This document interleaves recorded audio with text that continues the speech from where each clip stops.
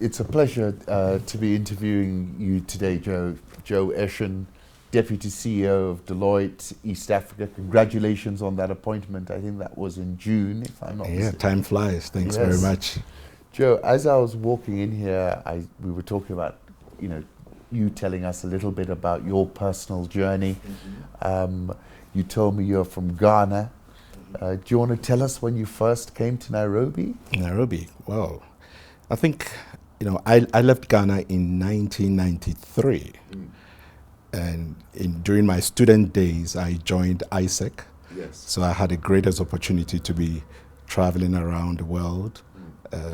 I was a highly enthusiastic young man who believed that I could change the world. Yes. So when I left Ghana, I ended up in Brussels, Belgium, working for ISEC, initially as the director for Africa. Yes. And then later on the vice president for finance for ISEC. But I can't imagine that there were that many Ghanaians in Belgium at that time, or am I mistaken? I probably didn't see any Ghanaian in Belgium, probably one. I had to look for the local shops, the African shops, and I met one or two Ghanaians. So there were a few. Yes. There were a few working for the international community in Brussels, and a few footballers who were Ghanaians. Now there are plenty, but this was early 90s. So I think sometime in 94, I came for a conference in Kenya. Yes. In Nairobi. With ISEC. With ISEC. And I fell in love with Kenya. That's amazing. So I went back. When I finished my term with ISEC, I got approached by a firm, a competitor of ours, and they gave me the option to choose between three countries. Which countries? Kenya, the UK, and Canada. And I decided that I would prefer to go back to Africa, because my 2 years in ISEC International, interacting with a lot of young people in Africa, I could see where the growth was going. The continent was struggling. You were one of the, probably the earliest returnee to the African continent. I came back in 2005, 2006, and of course now we have so many more, but that was an incredible... well, my friends thought I was crazy leaving. Yes. Why do you leave Europe in the early 90s when some of my colleagues were going back? But I think in the 90s it was very clear that Africa could not be where we were. Yes. There were changes happening. You could see. Yes. I could see what was happening in my own country, Ghana. The political dynamics were changing very quickly. You could see with the infrastructure what was happening to the economy.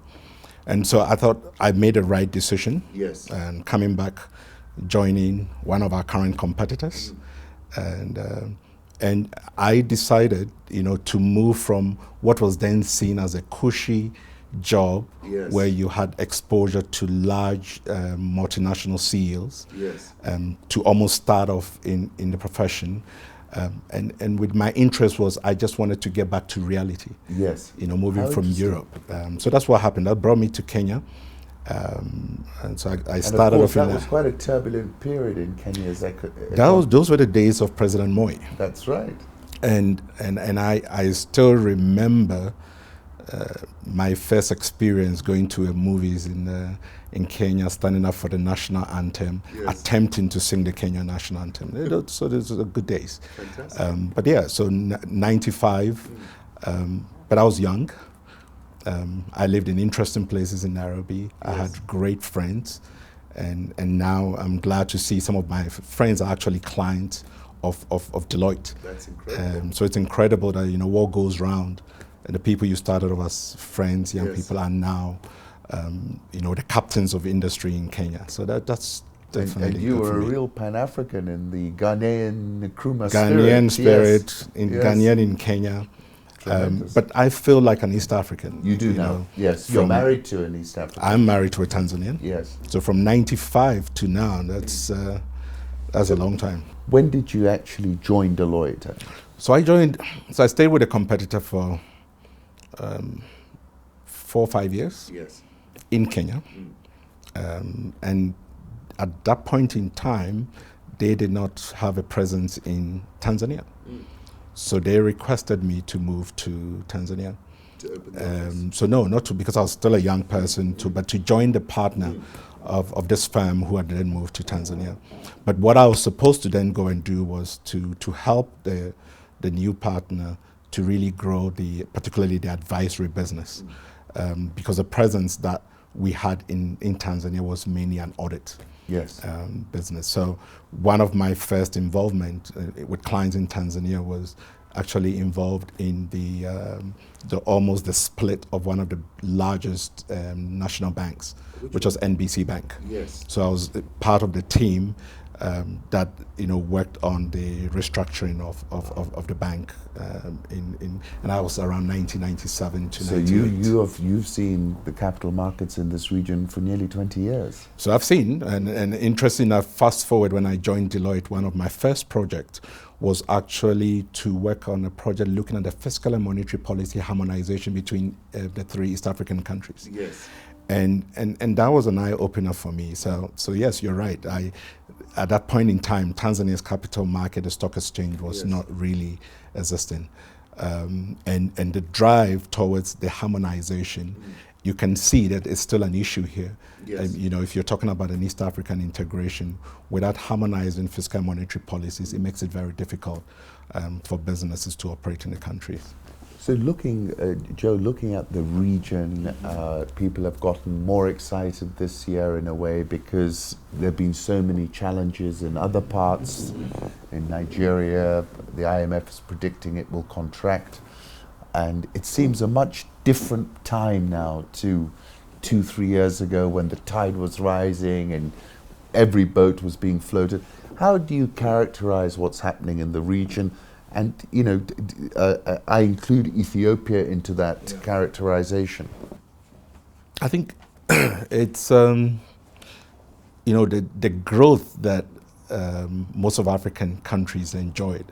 And I used to look at particularly at Ghana, where there's a point in time where Ghana grew at 16%. Yes. It was the fastest growing country in Africa. And then you fast forward and you look at where Ghana is now, a total decline. Yes. You saw countries in East Africa with double-digit growth. And then all of a sudden, you were seeing that we're moving into the 5 to 7% growth. I think the commodity prices, of course, fueled a lot of that growth. China fueled a lot of the growth. The huge demand for commodities by China really helped us. Gold prices, oil prices played a significant role. What a lot of African countries, what we did not do was to take advantage to diversify our economies. And to some extent, I do think that East Africa now being seen as the fastest growing sub-region in Africa is because you can see a much more diversified economy in countries in East Africa, and Kenya being one of them. So I think the struggle in the West was the lack of diversification. And I might also say maybe some fiscal indiscipline. Yes. So that I believe could contribute to that. So you think by not discovering commodities, actually, in the early years, East Africa was better off because it... No, I don't think so. I mean, commodities helped. Yes, but I mean, in the sense it created a more diversified economy. So it did. Yes. Yeah, I mean, if you use your resources well, you can use it to diversify. But if you look at Kenya did not have the same resources like in Nigeria and Ghana. Yes. So relied on some commodities, but it had a much better manufacturing sector. So it could position itself differently. The focus on technology and innovation helped in Kenya. Yes. And you could see what the banking sector is doing here. There is some level of resilience with Kenyans and the drive towards innovation that is helping the economy. And I think that it's showing. I don't think the country is there yet, but compared to some other countries, you could see the progress that has been made. Yeah. Just to touch on GDP, and I suppose in the back of my mind was this IMF report as well, which is saying that Africa is going to grow at its lowest rate of GDP expansion since the 1990s. But you were saying that you want us to get away from just looking at GDP. I remember there was this refrain last year at an AFDB conference, we can't eat GDP. Tell us a little bit about what's wrong with the GDP that we're measuring, and why is there a sense amongst our people that they haven't experienced this uplift that you saw many years ago that some of us have felt? So first of all, I'm not saying that you discount GDP, but it's not, if you use GDP as the only measure, the risk is that you can have countries with GDP growth but not taking its citizens and people out of poverty. And I look back to what Deloitte has been trying to do recently with the Social Progress Index, which says that you can go beyond GDP. You can look at the progress of countries, the social progress of countries, as a measure of an improvement of a country. And so, but your social progress improvement can be linked to your GDP, but it's not a guarantee that a GDP growth will always guarantee a social progress. Which African countries are standing out in? Well, the social progress sometimes compares. What I like about the social progress, it compares countries with its peers. So if it's comparing Tanzania, it's not going. Social progress is not going to compare Tanzania with a European country. It will take other countries of similar GDP and similar sizes and compare. But I think we've all spoken. A lot of people have spoken about inclusive growth. Ensuring that basic services, citizens have access to basic goods and services. They can receive the health care. The education is at a different level. The ability to voice out, nutrition, which is an important factor for development, is at a certain level, and those are the things that the Social Progress Index looks at. So it is important that as African leaders, and to some extent even corporate leaders, look at communities that they work in, you consider and think about the progress of the citizens in the communities you work in. And that's why I like the Social Progress Index, where you have companies like Coca-Cola, they've actually used that to shape their CSR activities. So I do think that GDP is important. GDP growth is key, but we need to focus aggressively on the social progress of citizens. And I think that's the area where I'm hoping that African leaders will spend a lot more time. Yeah. Before I jump to some of your passions, just talking about the region, obviously there's plenty of different internal dynamics in some of these countries. I know everyone holds up the EAC as the most integrated trading bloc, but there are challenges there as well. Can I just go through what you're seeing happening in the region? Let's take Ethiopia. Every manufacturing company I come across are really excited about the opportunity. You did an acquisition as Deloitte in Ethiopia. You were telling me you already have 100 people on the ground. What's driving that? What's happening there? What do you see as the opportunity? Yeah, so I think Ethiopia is, one of the largest countries in East Africa. If you look at the land mass, it's significant, it's huge. And let's face it, the development in Ethiopia stalled for a while. So the opportunity people are seeing is that citizens want to get out of poverty. People want to improve their lives. The government has recognized that. There's huge infrastructure improvement going on in Ethiopia. There are efforts towards improving education. These efforts lead to future consumers. So the private sector needs to follow these future consumers. So everybody wants to see 90 million people. If you start educating a population of 90 million people, if you start going into a country where the infrastructure which was not existent is now beginning to open up, it means that people are more connected. Private sector automatically will want to move into that country. And I think that is driving it. And so in some ways, some of the The leadership recognize the need to open up. Yes. And I don't think, there's some sectors which are still not opened up. But there are other sectors which have been significantly opened up, which is attractive. Are you bullish that, I was speaking to Joshua of KCB, and they're all opening up rep offices. Are you bullish that the Ethiopians, it is a unique political system. Do you feel that, that they're going to open up what they once considered national interest type parts of their economy? Sometimes I wish I could predict. I'm not sure I can predict how the political dynamics will play out in Ethiopia. But I do know for sure that sometimes citizen demands can change policies. I think if you look around the world we live in today, there is a dynamic happening. Citizens are demanding for a lot of things.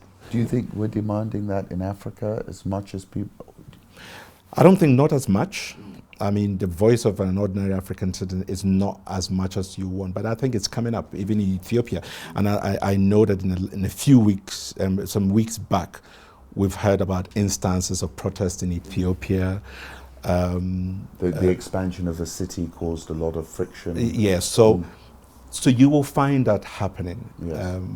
So I do think that opening up or not opening up, I cannot tell. My hope is that why do you open up? It should be in the interest of opening up to lift up your people. And the government cannot in any way take care of a population of 90 million people. So the only way that you can actually serve the complex needs of citizens is if you can have government, civil society, and private sector working together. And that collaboration is very complex.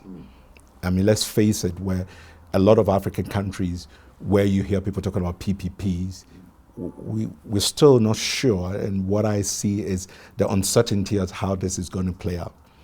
But I still think that it's a tall order to expect that government alone can improve the lives of the citizens. So the opening up is to allow other players to come in.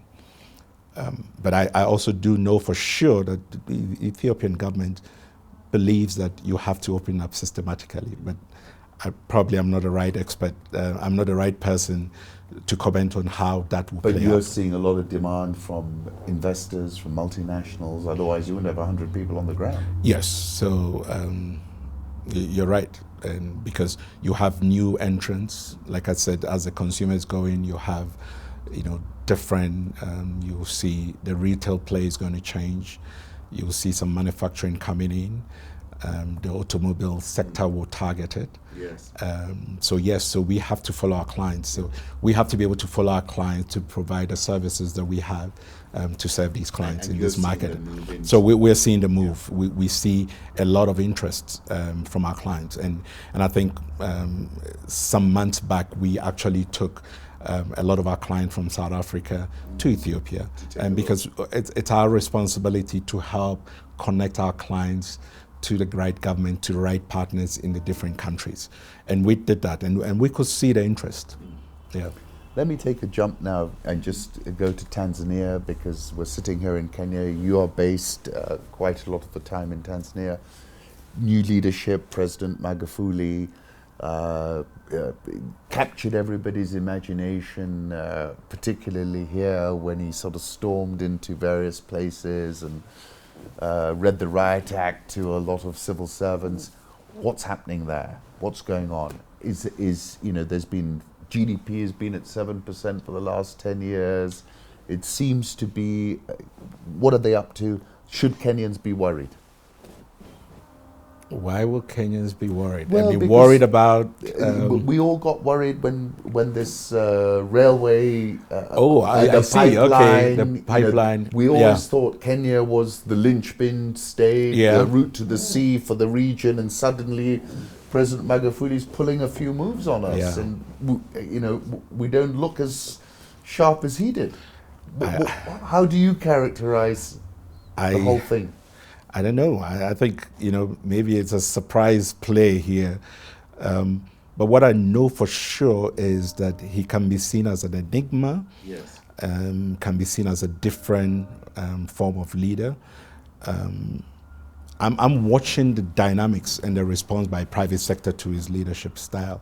And how are they responding right now? No, it's mixed feeling, and I think it's understandably so, because some of the proposed changes, some of the drive, the anti-corruption drive, I fully support it. I think you cannot have government service people if you have corruption, without a doubt. And corruption. And has he been a game changer? Has he changed it? It's probably too early, Yeah. because he's saying the right things. His drive against corruption is very clear. Let's see how that is sustained. I have been in countries where I've seen it in my own country. I'm sure Kenya's gone through a little bit of Who that are you before. talking about, General Rawlings? No, it wasn't even. Yes, we've seen Jerry Rawlings had a strong. Well, he had a very dramatic attitude. Beginning, He actually. shot people. Yes, those were interesting times in Ghana. And I don't think African leaders will go that route anymore. Yeah. I'll be very surprised or disappointed. But if you look, the private sector, what private sector wants is stability in any environment that they operate in, and where they want a regulatory regime that is predictable and stable. People don't want surprises because it's not good for business. Yes. So I think that the leadership in Tanzania, and the same in Kenya and Uganda, should be able to always guarantee private sector stability, to be able to allow private sector to do business. So for Tanzania, it's a wait and see. Some parts I like. As we were looking at the budget, for Tanzania this year, there were a few things that, went contrary to what I believe a good way of stimulating private sector should be. You cannot stimulate a private sector if private sector finds it difficult to borrow or to raise money from the capital markets. Yes. Some of the policies. That's still a challenge? Oh, it is still a challenge. Yes. Joe, when I looked at some of the reforms they've made, for example, there was a cap on foreign investors, which they removed even before Kenya. So it seemed to me that they had awareness of what they needed to do and were trying to move it. Exactly. And then the self-listing at the Dar es Salaam Stock Exchange. I mean, these are relatively innovative movements that I saw there. So that's why I'm saying it's a wait and see game for me right now, because so one hand, that move is good. On the other hand, it's also difficult to trade on the stock exchange because you have new taxes introduced. Yes. And then on the other hand, it's difficult to borrow. The borrowing cost has gone up because of newly imposed taxes on the financial services sector.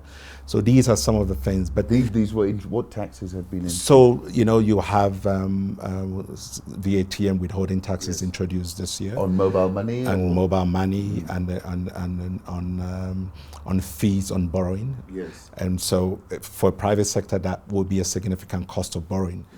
But the point is, how can you grow a country when you don't have the resources? So it's not as easy as we think.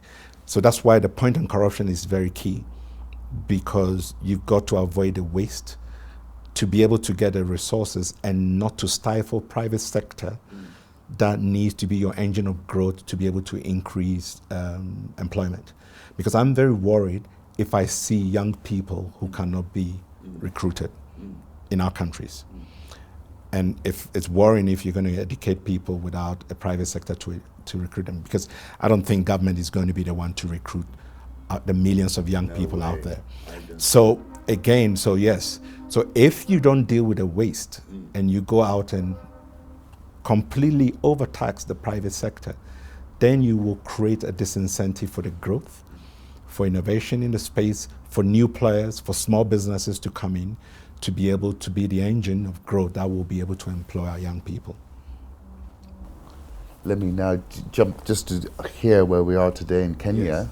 What's your reading of the situation here from, it's been typically the powerhouse of this region. Are we still the powerhouse? Are you seeing the economy grow? How do you read it now? So, I think Kenya has been, like you said, the powerhouse for a while,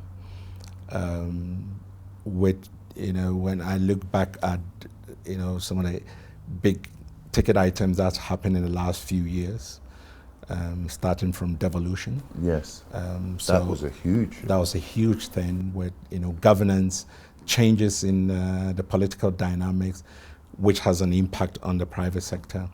But I think one area where Kenya has done well is that resilience, that focus on innovation, that focus on creation of a technology hub, to make sure that the country can move to the next level. So what you've seen in financial services and the technology space coming in, it's still going to be an integral part. Are you seeing this as one of the most advanced financial services? I mean, in East Africa, Yes. in Africa, Yeah. I think definitely Kenya can be seen. And do not discount players like the equity banks, even the KCBs. Yes. Very regionally aggressive. Very regionally aggressive, the introduction of new products. And they've shown resilience, and you could see even the transformation of banks like cooperative banks, Yes. from where they used to be and where they are right now. So the sector definitely within Africa can be seen as a strong force, and I think that it can actually shape the rest of Africa.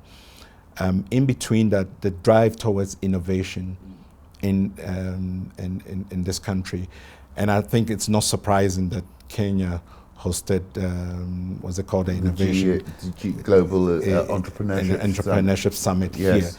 here. And this is the move in the right direction. Is that a DNA thing or is that a government thing? Creating a conducive environment. What is the secret? People mention this, that there's a lot of innovation. Why has it happened here and not in Tanzania? Why has it happened here and not somewhere else? Yeah.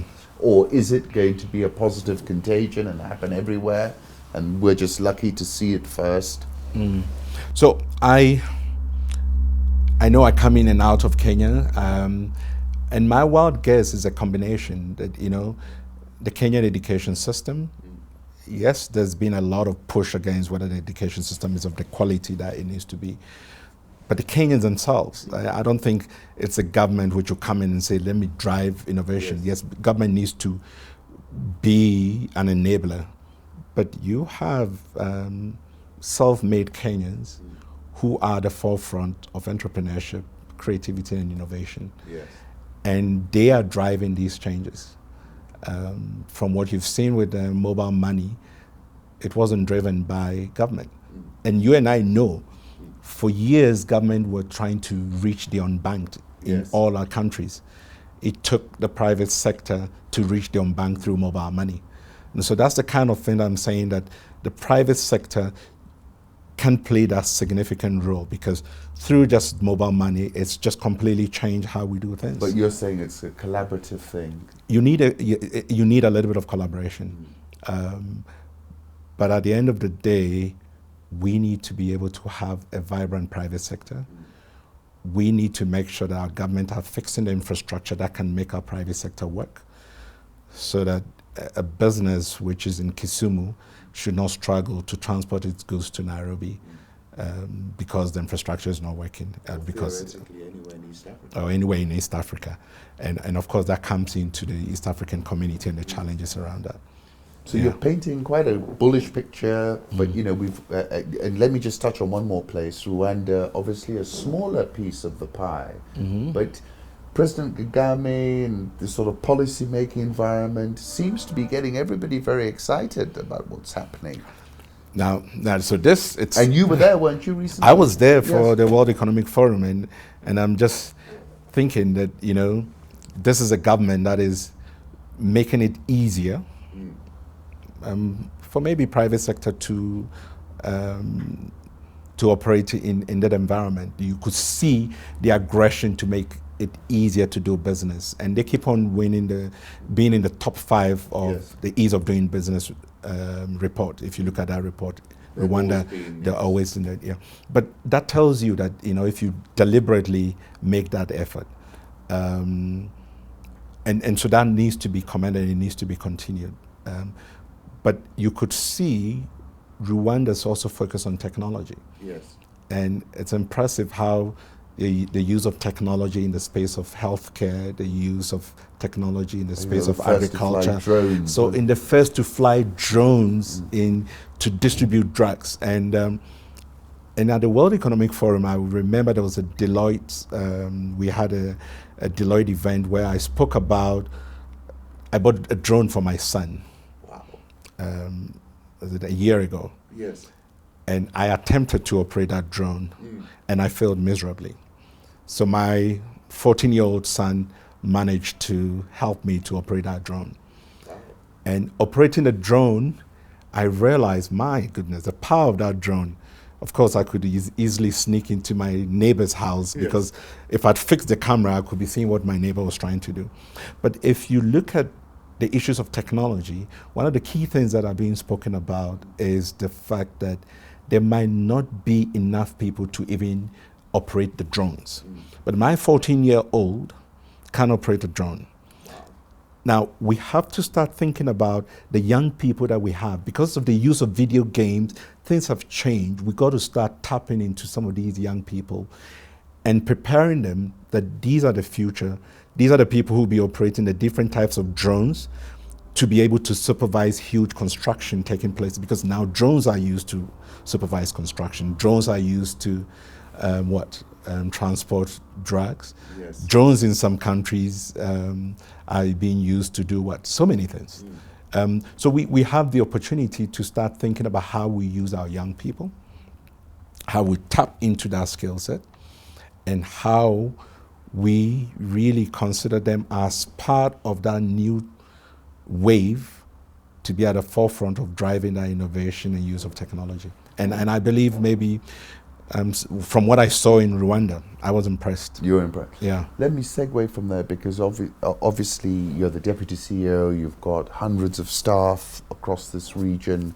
I was a couple of weeks ago, Beatrice and I were at the best company to work for, and this was all about millennials. It's all about how do you motivate these young people you're describing, who know how to use a drone, and they are on the internet and they know what's happening in every corner of the world. What, and this is obviously something that you're passionate about. I was reading. Yeah. Tell me what's happening. Tell me, Joe, how you are attracting the best talent into Deloitte, and what are you observing? So, look, one, great organizations have grown and have made changes because of the kind of people they have. That's without a doubt. And no organization can transform if you don't tap into the right skill set and the right people. And so it is, and for me, it's very, very key, the right people, the kind of people that we have, the right skills and the right attitude and the right behavior. How do you find those people? So there are different ways in finding those people. Of course, our normal schools, if you look around, a lot of institutions in Africa are beginning to develop that kind of people. The number of initiatives around Africa, I've seen Kenyans, Ghanaians developing a new centers of learning that develops new people. I'll call them the workforce of the future. And for us at Deloitte as well, I'm sure you are aware the fact that we are managing the Young African Leadership Initiative, Obama's initiative for East Africa. That's one of the reasons why we went into that, because that is another way to complement the kind of skill set that you have. And so I do think that the key for Africa, and for me, education continuously features high in addition to infrastructure. We need a skill set, a group, a workforce that can help shape the future of Africa. Probably it's not you and I that can shape it. No. The people are going to shape it, and they have to be groomed and developed totally different. The way of thinking, the use of technology, the ability to collaborate and work together, it's a different ballgame. And I'm very passionate about that. I still sit on the board of of ISEC. I actually chaired a board in Tanzania. So as I'm now moving back to Kenya, I think I'll still be keen to support ISEC here. I'll still be very interested in making sure that we push to get the best young people to go through the Obama Young African Leadership Initiative to build the leaders of the future for private sector, for government, and for civil society. How many people do you employ per year, for example, in East Africa? Let me get my numbers right. Across, in East Africa, we have a presence in 7 countries. Yes. And every year we recruit hundreds of people within, in our assurance business, our advisory business, our tax business. So yes, across the 7 countries, we're talking about hundreds of people. And it is a challenge because it's a war for talent. It's a war for talent. And also, Joe, if you look at it, when you talk to Sammy came to Deloitte as an intern, you've been here since 2001, that age of joining an organization and staying with it and getting your pension, it seems to me that's not what people are interested in now. Talent is probably not coming in your office and thinking, I want to be here in 30 years' time, probably thinking, I want to be here for 3, 4, 5 years' time, and then I want to be doing something else. How do you deal with that fluidity? So I look at our purpose statement, making an impact that matters. Yes. And I still remember when I joined the firm, we used to talk about, our mission, helping our clients and our people to excel. If you want to help your people to make their right impact, sometimes it's not necessarily within Deloitte. It could be outside Deloitte. So we have recognized that we bring in the best talent. We give them opportunities within the firm, within the 6, 7 countries. But we also do recognize that we can support them to go and work anywhere. I think before we started this conversation, I spoke about the fact that there is a trend of where you're seeing a lot of leaders who've oscillate between public sector, private sector, and civil society. You were using the President Obama's Even example. Obama went into civil society, went into government. I don't know whether he was going to come into private sector. If you look at what Bill Gates is doing, from private sector to civil society and maybe to government. So we're seeing a lot of leaders who are moving between these 3 different areas. Young people also want to do that. And within our organizations, we've got to recognize that 15, 20, 30 years with one organization may not be the norm. But as long as we are getting the right people with the right attitude, I think at Deloitte, I'm very fine where a person serves our clients, our people, they make the greatest impact that is possible within their communities, within the clients we work for. They can then move on. And we've seen a lot of our clients that have moved on to serve in senior leadership positions within civil society and within government.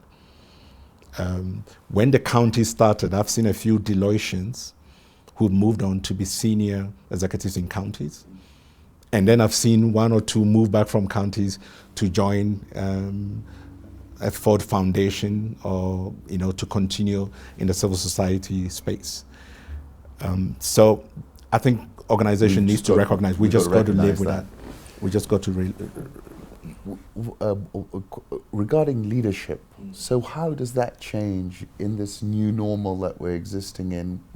How does that change, somebody like yourself, Deputy CEO, broad business, does that change the style of leadership? I mean, how do you keep yourself current, and how would you define it? So I think, in the 90s, I don't remember when I, joined as an associate, engaging with, a partner, a CEO. As often as I see young people now engaging, they challenge my thinking. Yes. They are aggressive, to talk about how things should be and how things should look. And I think the leadership style is, you need leaders who are extremely open-minded. You need leaders who are accepting to the new ideas.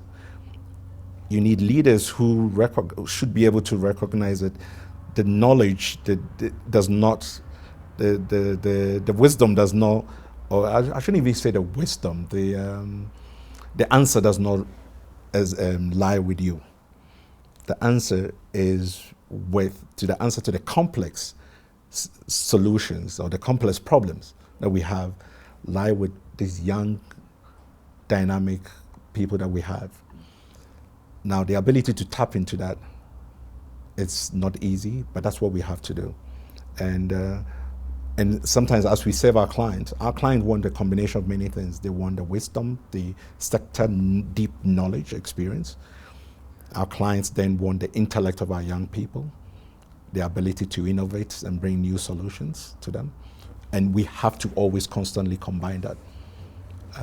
So you need a leader who's collaborative, open-minded, willing to listen, accept that you are not the answer to all the solutions.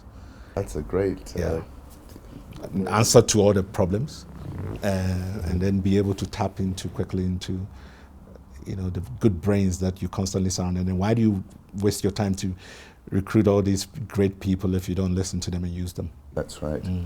Joe, I want to just finish up. We've seen a lot of, we had the UNTAD conference here last week. We've had, it seems Nairobi's really putting itself on the map on the conference circuit. And of course, we've got a very big conference coming, which is TCAD. Can you just touch on what you're seeing happening from that angle and TCAD as well as we finish off? So TCAD, I think, I think years back, the Japanese played a big role in Africa. I had two friends when I was a young boy in Mombasa called Yoichiro and Daichiro, and I keep thinking, they were here in a big way. Exactly. And so I remember that I used to see JICA, at the forefront of development here. And also even Japanese goods and services were visible. They're still visible, the Toyotas are, but I think Japan then realized that it did not have it was missing a place in the seat in Africa. So the decision to come in here definitely is to look at the opportunities in places like Kenya, or the infrastructure projects that are taking place. How can they have Japanese companies present in Kenya to play a significant role? Because I saw the day before yesterday, actually, that they've introduced some legislation where they're going to make cheap loans to the banks for the banks specifically to lend on infrastructure projects. So I assumed we should hopefully be a beneficiary. So it should, So I think it's a great opportunity because the infrastructure gap that exists in this country is humongous. Yes. It's huge. I mean, I went house hunting yesterday, and as I was driving through, I saw the road construction within the city of Nairobi. But at the same time, some parts of Nairobi, when you drive through it, I'm like, I remember this place. I drove by this place when I came to Kenya in 1995, and I've been coming here ever since. It's shaky. Yeah. Now, thousands of kilometers of road that needs to be built. That's just roads within the urban areas. Now, let's look at the mega projects, the railways, ports. If you look at all of that, I think that clearly there are players from Japan with the technology that they can come in. So I guess this conference is just to exploit that. And Deloitte will be there. Yeah. Because that's where we follow our clients, Yes. and we have great insights. I think one of our reports that you've had access to on the construction trend will definitely be insightful to the conference facility and participants for them to be aware of what is happening and opportunities that are there. Joe, thank you so much for today. Real pleasure. Really enjoyed speaking with you and really enjoyed your philosophy. And we're confident, like yourself, that this region is on the rise. Yes, I hope so. All right. Thank you. Asante. Thank you.